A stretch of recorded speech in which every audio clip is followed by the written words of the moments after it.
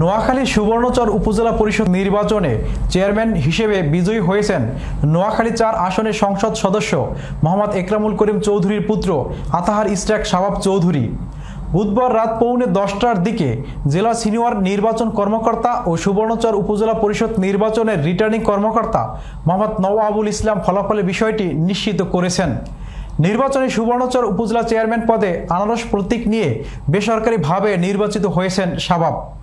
হাড্ডাহাড্ডি প্রতিদ্বন্দ্বিতায় তিনি পেয়েছেন ৩৭,৬৪৮ ভোট।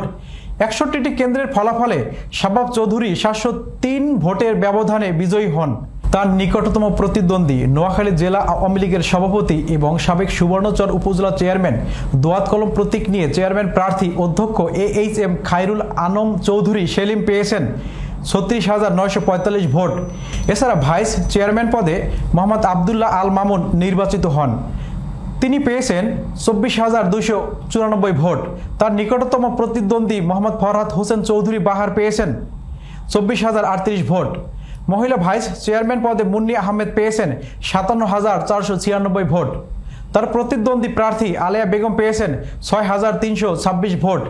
এই উপজেলার ৮টি ইউনিয়নের ভোটার সংখ্যা ২,২৫,১৮৮ জন। উল্লেখ্য, ষষ্ঠ উপজেলা পরিষদ নির্বাচনের প্রথম ধাপে নোয়াখালী সুবর্ণচর উপজেলার ৬১টি কেন্দ্রে ব্যালটের মাধ্যমে ভোট গ্রহণ অনুষ্ঠিত হয়।